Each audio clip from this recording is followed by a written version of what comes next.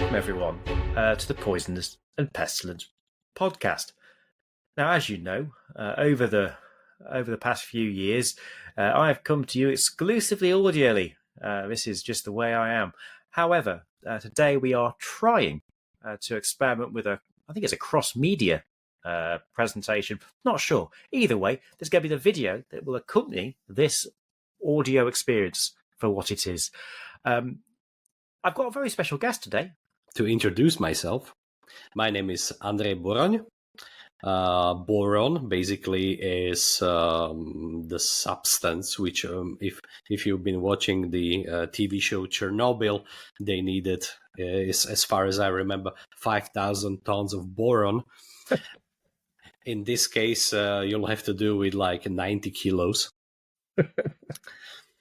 So my name is Andrej. I come from Slovakia, and I'm when it comes to the reason why I'm a guest in this podcast is that I'm a civil defense instructor, and I'm a YouTuber where we have a channel called CBR Academy. We field test gas masks. We make reviews because people like them. Actually, we're pretty much interested in respirators, their development, technical aspects and stuff. And of course, there is a bunch of tutorials, how to use protective equipment. We teach people fundamentals of safety, about threats when it comes to chemical, biological, or radiological threats. So yeah, that's about me in a nutshell. Fantastic. So you're civil defense trainer, is that right? So how does one become a civil defense trainer?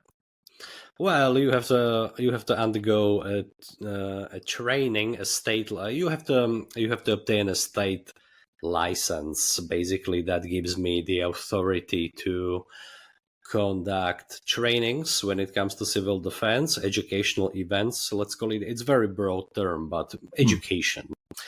And also create emergency plans for municipalities or companies. It's mandatory. So people like me, actually, they are employed not in this, let's say, exciting manner that actually we're doing when it comes to our YouTube, but it's more bureaucratic stuff. Fantastic. So, what are we going to talk about today? Certainly, we are going to talk about gas masks. But, well, what type of gas masks? And I thought, I can make a presentation about a history of gas masks used in former Czechoslovakia from the second half of 20th century, because that's actually a period I'm quite familiar with. I'm very excited. Gas masks are a strange thing in the sense that a lot of people are trained to use them and have them, but often, why would they want to learn about the history of these things? There's also the fact that many people are exposed to them through public kind of films and these types of things. And so personally as well, as someone who basically just often deals with the category of protective equipment, I'm very willing to be asking the stupid questions today. And I'm looking forward to learning some of the basics. Embarrassingly, I live near a famous gas mask manufacturer. I think I've visited there once. But I genuinely am a newbie when it comes to the technical sides of these things. So I'm looking forward. And for me, as someone who's interested in history, often looking at the evolution of these things can be a really helpful way of me getting my head around what they're for, what they do, what we want out of them, and what they protect us from. So let's do this. Yeah, sure. You're far more open-minded than most people in here, because most people from the West don't know this, but before 1989, in former Czechoslovakia and other countries of Eastern Bloc, there have been these mandatory trainings in schools and stuff, trying out gas masks, these fake alarms. So whenever people ask me what I do as a hobby or what I do, and I say this, they are just, oh, not again, So they're not very keen learning this stuff because they see it as a nuisance, especially the older generation. It's funny you should say that. I've actually just recorded with someone just yesterday who was looking at we had civil defence in the UK in relation to sea stuff, but we just got rid of that. At some point, the decision was made, and that all went. And so it has been many decades. I mean, Second World War, or just after in the UK, since the majority of people would have had a familiarity with these things. So already, yeah, I'm looking forward to hearing about the experience. So let's do this. Yeah, sure. So, as we're okay, there is this video presentation for the listeners. I also advise to watch the video, but if there is no another possibility, or you're just listening, we're gonna make it as audible and as much informative and enjoyable as we can, just using words and not just images. As we try and do on this show every week. So we're going to try and take you on an audio journey in what is essentially a visual world here. So let's see how that goes. So this presentation is called Respirators Used in Former Czechoslovakia. And it is divided into two main parts. Because we're going to talk about two categories of gas masks. First is CBRN respirators used in the army, in the former Czechoslovak People's Army, and respirators used in civil defense. So let's start, because we're gonna present them chronologically, and as I said, we're going to talk about respirators used starting from the second half of the 20th century. Okay, of course, there have been gas masks before that, but that's a completely another topic. So the first respirator is called the M52. From the name, it's obvious it was introduced in the 1952. Well, that was a helmet-style gas mask, which was introduced into Czechoslovak People's Army as the first Army CBRN respirator after 1945, so after the end of the Second World War. The helmet-style gas mask, what does it mean? Well, it means that there are no head straps. It's a very Soviet design, because actually no one else used this type of gas mask. It means it's all made of rubber, the headpiece, the face piece, and it covers most of your head. It covers your ears, and the ceiling line is partially around your neck and around your face. Looking at it, it's almost the worst thing I could imagine. The only context in which I've seen these that we can talk about on a family show outside of the Soviet Union sort of museums is usually death metal bands seem to find these particularly suitable for dancing with on stage. They are pretty hideous looking. And I guess with gas masks for this era, mass production, these weren't made to be comfortable. These weren't made to be the safest. They weren't made to be the most practical. I think the most important aspect was economical. They were cheap and easy to manufacture. That was the decisive factor when it comes to Soviets. And so in addition to the overhead aspect, which is the most striking, you then have the eyepiece, which I assume is just tempered glass, nothing too special. And what types of filters were these fitted with?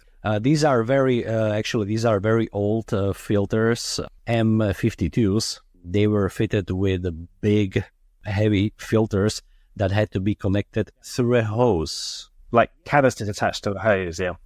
Exactly. And these canisters, they were carried in a bag because of their weight and stuff, but it's the most impractical. And when it comes to safety, I think a hose is just another piece that can get damaged. And the Murphy's Law, whatever can go wrong will go wrong. And it goes double for for a piece of equipment like this. Just imagine, because we are talking about army gas masks. We are talking about something that was supposed to be deployed in the field. Now imagine some frantic combat situation, and there is a big chance that some part of this hose is gonna get damaged. So it's very outdated. And where did this design come from? This, as I mentioned, we were influenced by Soviets. Well, whether we liked it or not at some point. The thing is, this was a licensed copy of a Soviet gas mask. So this is a gas mask from the year 1941, and it's an infantry gas mask.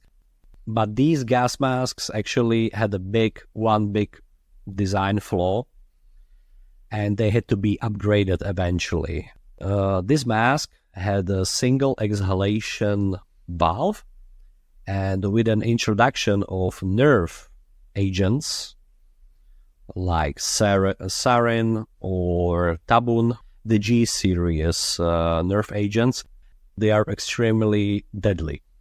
So whatever trace amount will get through the mask can cause serious health problems or even death. And these masks had a problem with undersection. The problem was that contaminated air could get through the exhaling valve. They made an improved version. It was called HM41U, like upgrade, the letter U at the end, and this one had twin exhale valves. So actually this problem was significantly reduced, and this improved version in Czechoslovakia was then called, far more complicated than M52. This upgraded version was called BSS MO4 for some reason. Excellent. So one assumes the impact of donning one of these masks in terms of a labouring service person would have been quite intense. You would not want to be jogging around wearing one of these masks. Is also they had a tendency to steam up in the eyes. Is that correct as well? Yes, the fogging is quite of a big issue with these masks. We made a review of a let's call it the legendary gas mask, because sometimes we have to make a content or reviews based on what people are searching for on YouTube. And there is this one gas mask, Soviet, called GP5, and it's basically the same design. It's basically the same gas mask without the hose and a filter that has been used in Soviet Union for civil mask, as a civil defense gas mask. And they are dirty cheap nowadays, and that's why they are so popular on the internet. Everyone is talking about them and stuff. So we made a full-fledged review, and part of our review is that I always perform a 30-minute jogging test. So, so I was running like a madman. The first time you had that idea, it was like, yes, this is brilliant. I can do it for every single one. And then 4 masks in, it's like, I've started it now. I have to keep going with these reviews with the 30-minute running. Yeah, sounds intense. Well, actually, this wasn't the worst case when I was just wishing for it to end. This was actually quite comfortable. But the big surprise that came even to me was when I took the mask off after the 30-minute run, because I've never seen such a river of sweat. There was no design features for that really with the mask, was there, in terms of that sort of issue? No. There was no sweat drainage system, and of course when your head is wrapped around rubber, there is gonna be a lot of sweat accumulating, in like under the hood, let's say. So basically, you can't even feel it. There is just this occasional dripping of sweat in your ears, and you're like, oh, okay, it's getting hotter. But only after you take it off, you understand the whole scale of. So that first mask, or rather the 2 variants, the first mask, you say that came in and there was obviously emergence of concerns about nerve agents, and they tried to, as they realized they needed to offer even more protection, they try to make some modifications to that. But then I guess what happens is very quickly you start to see pressures for modernization of the mask. Is that right? So then do we move to a slightly later version? Or do we move into a different type of series? There was always this need to create something new, something better. And this occasion actually came, and there was a huge upgrade from this gas mask. But this one actually didn't come from Soviets. It actually came from Americans. And this gas mask is called M10. That one does sound more familiar. It's a favorite gas mask of preppers and collectors, and it all boils down to availability and price. And there is an enormous amount of these gas masks even today. They can be bought for like 10 euros, you know. And so visually, these look quite distinctive to the one we've just talked about. They don't have the full head cover, do they? So they're not the whole kind of helmet mask. Yes. They have head harness system, the classic one which we know from other gas masks, and they don't have the hose. Because I just shocked myself here. So front on, they look a bit like the sort of mask you'd wear in paintballing. But I've just seen the side profile. I hadn't realised that, of course, you've got the whole filter unit is there in the mask. This is a complete overhaul because on the one hand, you have the M52 gas mask, which covers your basically entire head. Your entire head is wrapped in rubber, and you have to carry a very heavy filter, which is kind of hard to breathe through in a bag.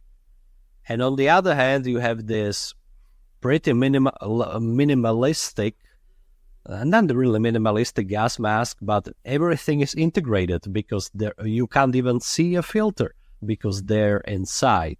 The M10 gas mask is using cheek filters, so they have their big negatives, but one of the biggest positives is that you don't have to carry anything in a bag and nothing is sticking from one or the other side of your gas mask. So actually the mask is evenly balanced. That's one of the biggest positives.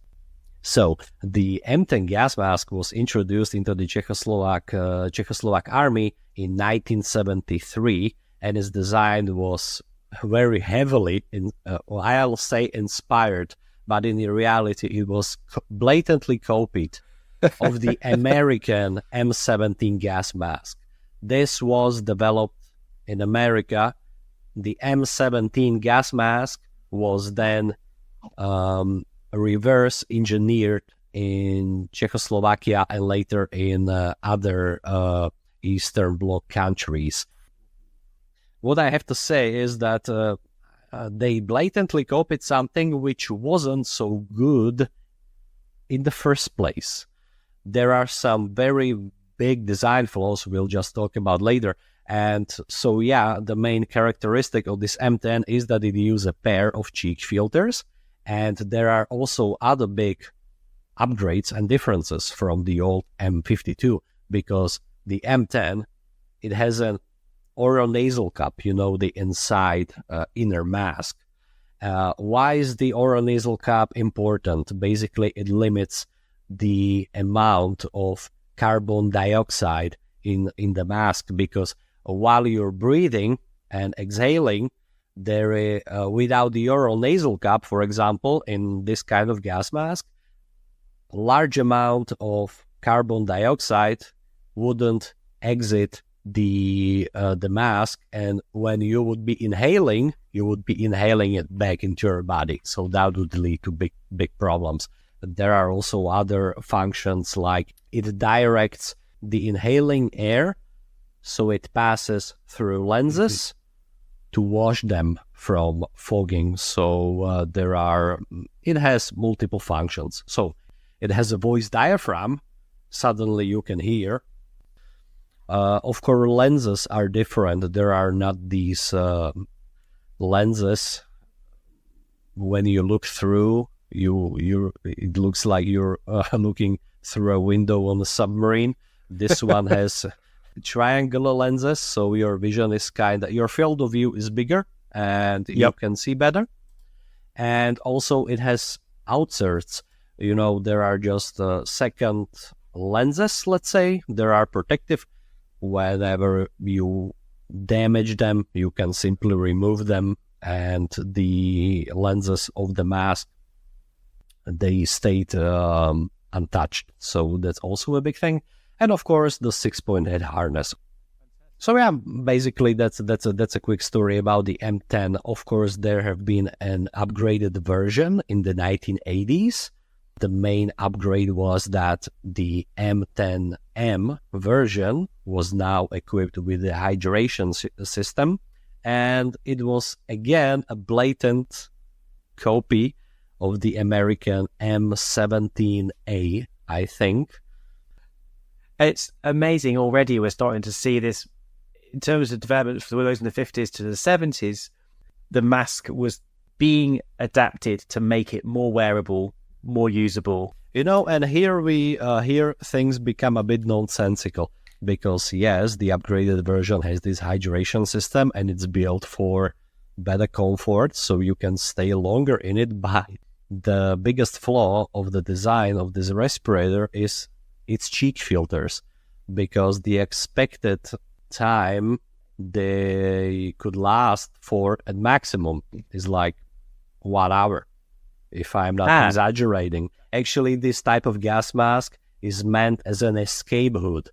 These masks were meant to be put on and you were to exit the area immediately. You were not to stay there, because these filters were not built for that period of time. Oh, that is interesting. So for this mask was primarily, it wasn't made to have replaceable filters in field or anything like that. Yes. You can actually watch one of the videos we've made. We made a tutorial on how to replace the filters. And in the best case scenario, it's going to take you at least 5 minutes.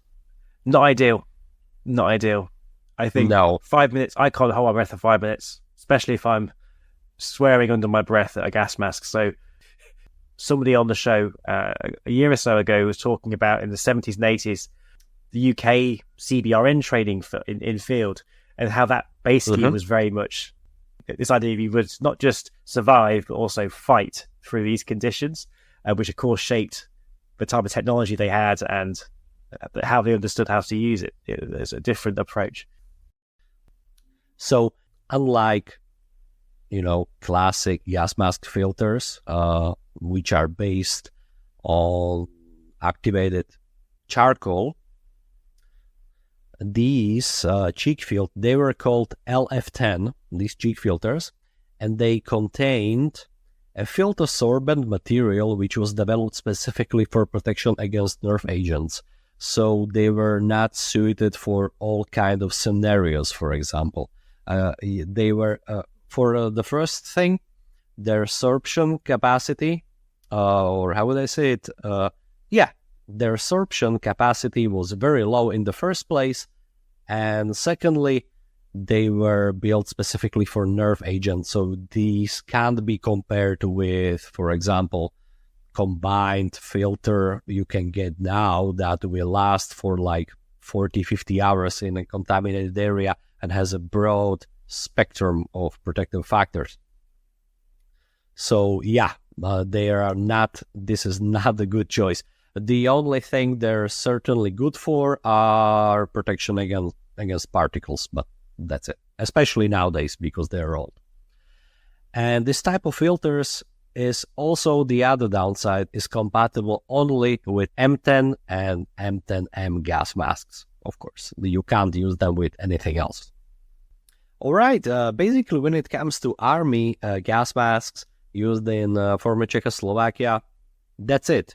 But that's it only when it comes to locally manufactured gas masks, because even though the M52 and their upgraded versions were licensed, so with licensed gas masks, they were produced in Czechoslovakia. So was M10. even though it was licensed, copied from American M17. So we made them, but there is one another gas mask, which was Soviet, so it was imported. This is one of my favorite when it comes to very creepy design. It's one of the creepiest gas masks I've ever come across. And this is not for infantry units. This is actually a gas mask meant for specialists. This gas mask is called PRVU. I just googled the image. That is horrifying. It looks like, I can only describe it as a monkey that has been burned in a fire, which has lost all of its fur. It has that kind of, it's hideous. Yeah, like a monkey skull. Yeah. Yeah, there is available apparently in both black and a thorn colour. So, maybe that softens it a little bit. Yeah, they've been made in 2 colors. This is interesting. Actually, many Soviet gas masks, these helmet-style gas masks, were made either in white color and in black. So once again, we're talking about the helmet-style gas masks. It goes, it covers most of your head. So this was used, as far as I know, around 1970s, 1980s. That was used in the 80s. It looks almost like a step back from the other two. I'm sure it's got different functionality. Exactly. This one was meant to be used by rocket refueling units, and this is very obscure part of history when it comes to gas masks, because I talked about M10s with many people. I talked with many ex-soldiers, veterans about their experiences and whatnot. But this is something shrouded in mystery, because whenever I'm looking for information about gas masks, historical, I'm always going through army manuals. And they are very brief when it comes to information about PRVU. So it's meant for rocket refueling units. It was used in Czechoslovakia, just as it was used in many Soviet and Eastern European countries. It wasn't produced locally. And the mask consists of this rubber facepiece, very strange, with small rounded lenses. It has twin exhale chamber, so it's kind of safe to breathe through, and voice diaphragm. So this one actually allowed you to communicate with the outer world. Excellent. And perhaps the other world. Genuinely terrifying. I'm still looking at this in awe. I had a quick Google of the type of agents one might be exposed to as a Soviet rocketeer. Obviously, I'm not a chemist, but the sort of stuff that they were dealing with is not nice. The kit, the PRVU kit, came with a very specific filter type. And we're going to talk about that one. Because this filter was very specific. It was called EO65. It's one of the biggest and heaviest filters I've ever come across. So it was once again connected to the facepiece through a hose and carried in a bag. So the inner filling contained a cartridge made of asbestos cellulose fabric and a sorbent made of impregnated aluminosilicates, whatever that means. And it was intended for protection against rocket fuel fumes, while it also provided protection against warfare chemical agents, except for cyanogen chloride, which is kind of interesting. And of course, imagine a tin of beans the size of the wooden tube that a bottle of whiskey comes in. It looks like that. It's quite a sizable and weighty object, I think it's fair to say. Oh, I've just got the profile view. The ears on it. I've just seen the ears on the side of the mask. It has like the ear shape outline as well. It is a monkey face. Yes, actually the area around your ears is a bit thinner, so you could use some headphones and stuff. Also, that's also another disadvantage of this of helmet-style gas masks, that it quite limits your hearing capabilities. Excellent. Well, thank you for that one. I will not be sleeping very well this evening. That is a terrifying object. It's the sort of thing, you ask AI to invent things on the internet. Why bother asking AI? Soviets already did it, so...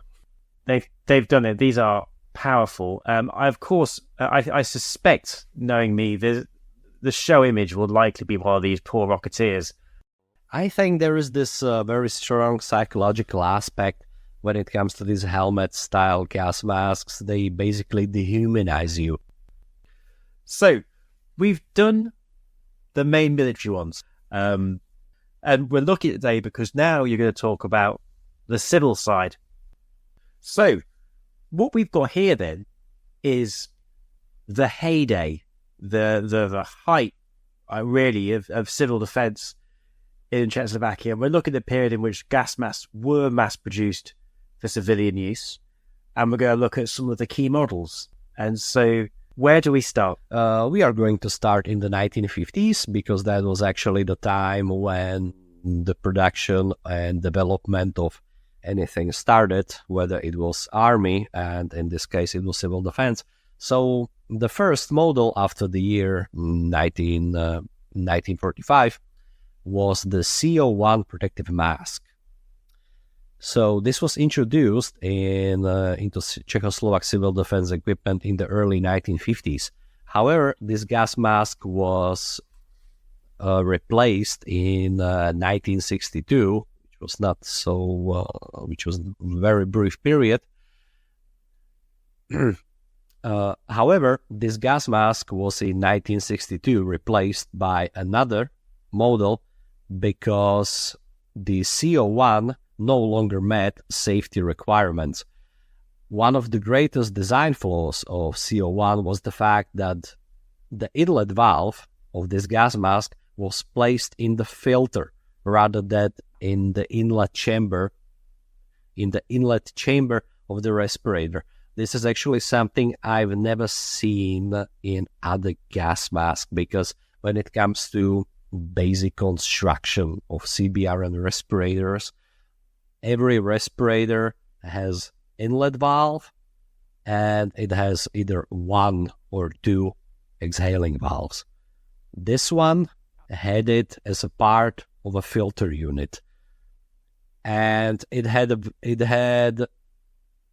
basically identical problem as had the Army M52 gas mask, and it was that contaminated air could easily get into the mask. So that's why it was considered dangerous and it did not meet safety requirements. So actually, they were, as I said, they were replaced in 1962, but in the 1980s, and this is interesting, a number of these gas masks, a number of these CO1s that were just, lying around in shelters and stuff.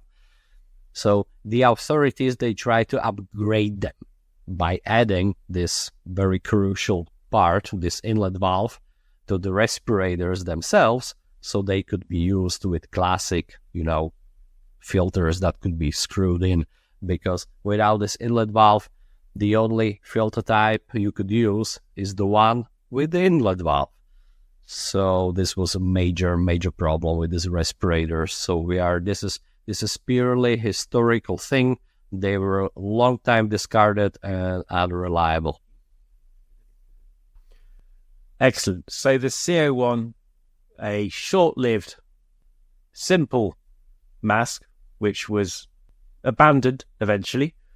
And what was the next major mask which followed?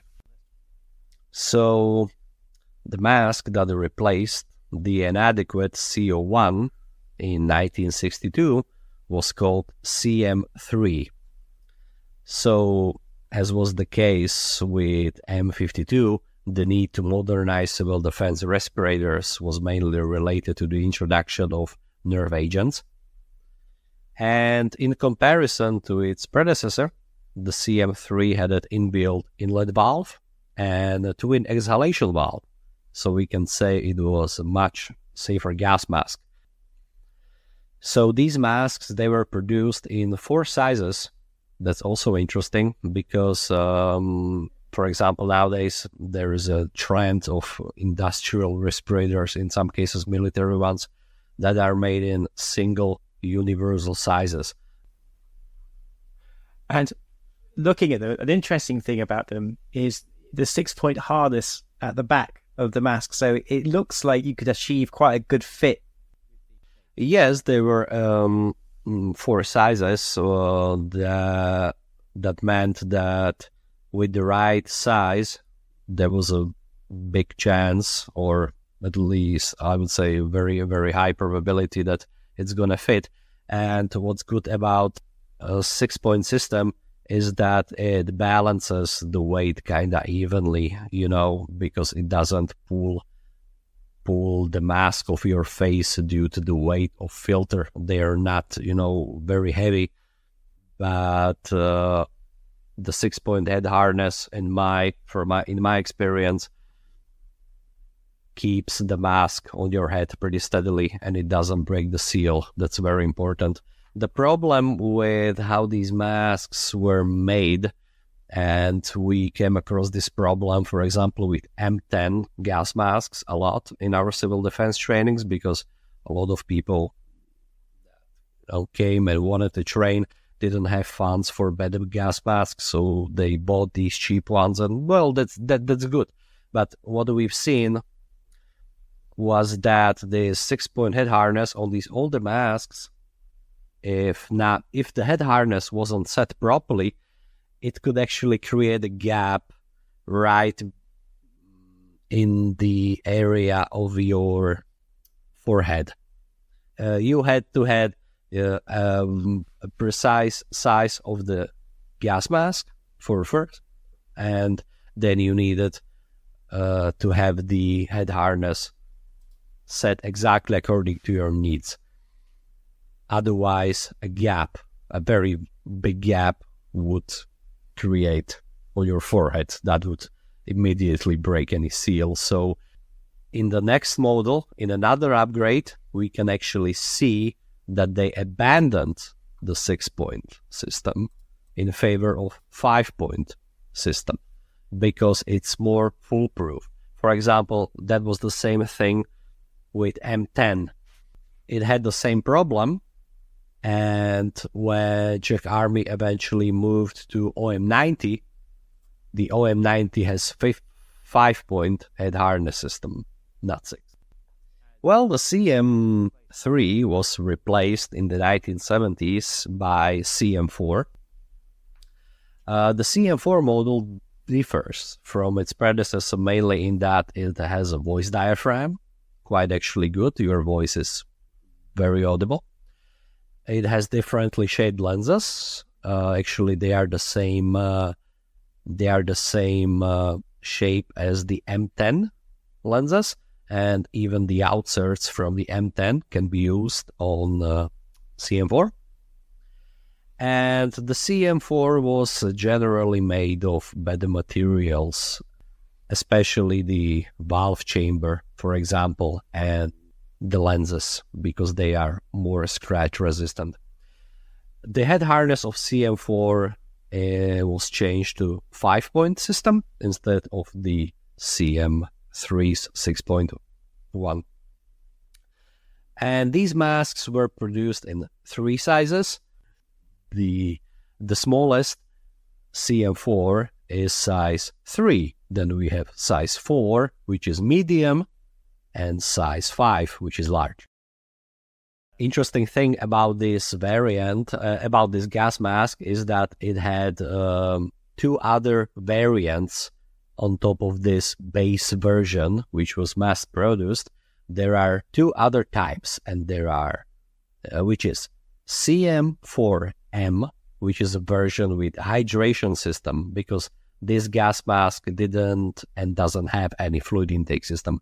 This CM4M has one, but they are rare as unicorns. I've never seen one. Absolutely, like there's something, a few collectors have them, never seen them, only on pictures. And there is another type, CM4K, which is a version for connection for breathing apparatus. So it doesn't have this threaded inlet. It has a connection for the breathing apparatus that firefighters use. I think it's called Kandahar or something. I'm not expert in this field. So just like the CM3, the CM4 mask was used with moth filters, maliochrany filter, small protective filter. And this is actually the current and the last gas mask that has been manufactured by Czechoslovak Civil Defense. Fantastic. And as I say, as someone who felt obliged to become slightly more familiar with some of the gas masks I see commonly described in the books I read, but certainly haven't had much hands-on experience with. Well, it was a pleasure being here, and hopefully we'll meet each other once again in some other episode, for example, maybe in CBRN Academy. Fantastic. Well, thanks very much, and take care, everyone.